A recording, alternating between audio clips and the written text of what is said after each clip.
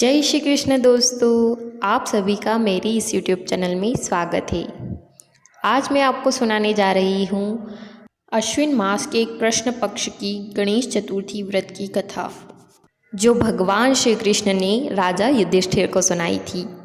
इस कथा के पढ़ने और सुनने से मनुष्य अपने सभी पापों से मुक्त हो जाता है। तो चलिए कथा प्रारंभ करते हैं। श्री कृष्ण तथा बाणासुर की कथा। युधिष्ठिर ने पूछा, हे कृष्ण जी, मैंने सुना है कि अश्विन कृष्ण चतुर्थी को संकटा चतुर्थी कहते हैं। उस दिन किस भांति गणेश जी की पूजा करनी चाहिए? हे जगदीश्वर, आप कृपा करके मुझसे विस्तार पूर्वक कहिए।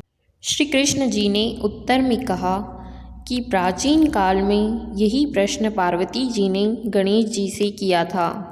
हे देव, क्वार मास में किस प्रकार गणेश जी की पूजा की जाती है, उसके करने का क्या फल होता है, मेरी जानने की इच्छा है।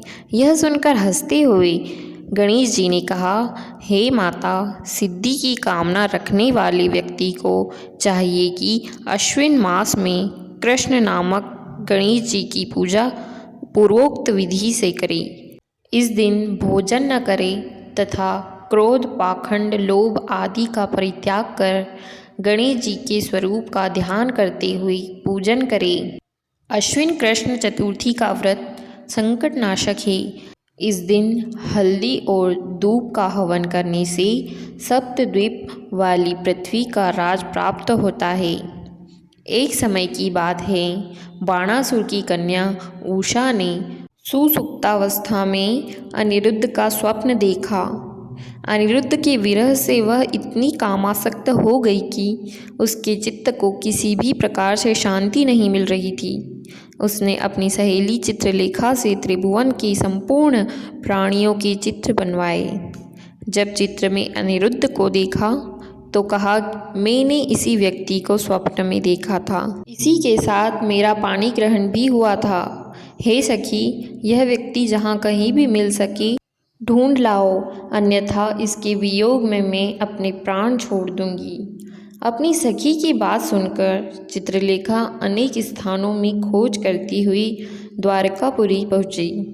वहां अनिरुद्ध को पहचान कर उसने उसका अपहरण कर लिया, क्योंकि वह राक्षसी माया जानने वाली थी। रात्रि में पलंग सहित अनिरुद्ध को उठाकर वह गोधूली बेला में बाणासुर की नगरी में प्रविष्ट हुई। इधर प्रद्युम्न को पुत्र शोक के कारण असाध्य रोग से ग्रसित होना पड़ा। अपने पुत्र प्रद्युम्न की रुग्ण दशा एवं पौत्र अनिरुद्ध के अपहरण की घटना से कृष्ण जी भी विकल हो उठे। रुक्मिणी भी पौत्र के दुख से दुखी होकर बिलखने लगी। पतिव्रता रुक्मिणी खिन्न मन से कृष्ण जी से कहने लगी, हे नाथ, हमारे प्रिय पौत्र का किसने हरण कर लिया, अथवा वह अपनी इच्छा से ही कहीं गया है। उसके न मिलने की दशा में मैं आपके सामने शोकाकुल हो अपने प्राण छोड़ दूंगी। रुक्मिणी की ऐसी बात सुनकर श्री कृष्ण जी यादवों की सभा में उपस्थित हुए। वहाँ उन्होंने परम तेजस्वी लोमश ऋषि के दर्शन किए। उन्हें प्रणाम कर श्री कृष्ण ने सारी घटना कह सुनाई। श्री कृष्ण ने लोमश ऋषि से पूछा, मुनिवर, हमारे पौत्र को कौन ले गया? वह कहीं स्वयं तो नहीं चला गया है? हमारे बुद्धिमान पौत्र का किसने अपहरण कर लिया? यह बात मैं नहीं जानता हूँ। उसकी माता पुत्र वियोग के कारण बहुत दुखी है। कृष्ण जी की बात सुनकर लोमश मुनि ने कहा, हे कृष्ण, बाणासुर की कन्या उषा की सहेली चित्रलेखा ने आपके पौत्र का हरण किया है और उसे बाणासुर के महल में छिपा कर रखा है। यह बात मुझे नारद जी ने बताई है। आप अश्विन मास की संकट कृष्ण चतुर्थी का अनुष्ठान कीजिए। इस व्रत के करने से आपका पौत्र अवश्य ही आ जाएगा। 1 महीने संकटा व्रत करने का उपदेश दिया और मुनिवर वन में चले गए।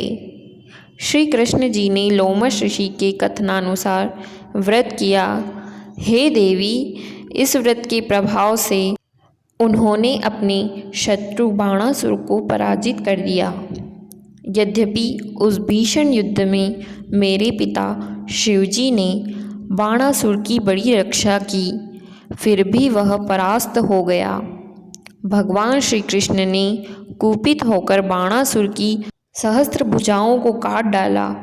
ऐसी सफलता मिलने का कारण व्रत का प्रभाव ही था। श्री गणेश जी को प्रसन्न करने तथा संपूर्ण विघ्न को शमन करने के लिए इस व्रत के समान दूसरा कोई व्रत नहीं है। विश्व भ्रमण तथा तीर्थ भ्रमण के निमित्त इससे बढ़कर शुभदायक व्रत दूसरा नहीं है। श्री कृष्ण जी कहते हैं, हे राजन, संपूर्ण विपत्तियों के विनाशार्थ इस व्रत को अवश्य ही करना चाहिए। इसके प्रभाव से शत्रुओं पर आप विजय लाभ करेंगे एवं राज्याधिकारी होंगे। इस व्रत के महात्म का वर्णन बड़े बड़े विद्वान भी नहीं कर सकते। हे कुंती तनय, मैंने इसका स्वयं अनुभव किया है। यह मैं आपसे सत्य कह रहा हूँ। तो दोस्तों, इस प्रकार अश्विन कृष्ण गणेश चतुर्थी व्रत की कथा यहीं पर समाप्त होती है। बोलिए गजानन गणपति महाराज की जय। दोस्तों, आशा करती हूँ आपको ये वीडियो अच्छी लगी होगी। अगर आपको ये वीडियो अच्छी लगी हो तो इस वीडियो को लाइक कीजिए और मेरी चैनल को सब्सक्राइब कर लीजिए, जिससे आगे आने वाली ऐसी और भी कई वीडियोस का नोटिफिकेशन आपको मिल सके। इस वीडियो को अपना कीमती समय देने के लिए आप सभी का धन्यवाद। जय श्री कृष्ण, जय गणेश।